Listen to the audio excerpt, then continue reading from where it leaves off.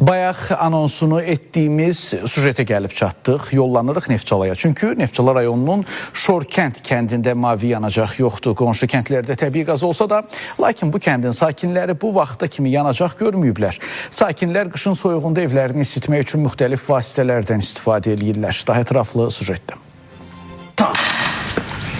Neftçalanın Şorkənd kəndinin sakinləri mavi yanacaq olmadığından evlərini ya elektrik enerjisi ilə ya da odun sobası ilə isidirlər. Qonşu olan Cəngən kəndə qazlaşdırılsa da Şorkənd kəndinin mavi yanacaq problemi bu vaxta da kəllini tapmayıb. Kənddə yol infrastrukturu yenilənsə də qaz problemi hələ də həll olunmayıb. Odun əllərim gedib qoca kişiyə. Odun apıl çatdıra bilmirik, odun tapa bilmirik. Ərazilərdə yoxdur, kəsmək olmaz. Hər yerə yazılı müraciət olunub. İhtimal olayı çoxsuna cavab gəlmir.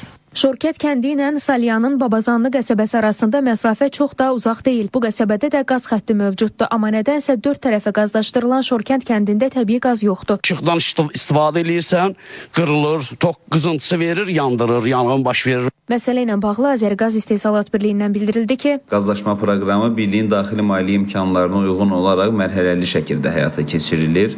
Neftçala rayonunun sözü gedən Şorkənd kəndinə gəldikdə isə bu yaşayış məntəqəsinə küçə qaz xətlərinin çəkilişi işlərinə növbəti mərhələlərdə baxıla bilər.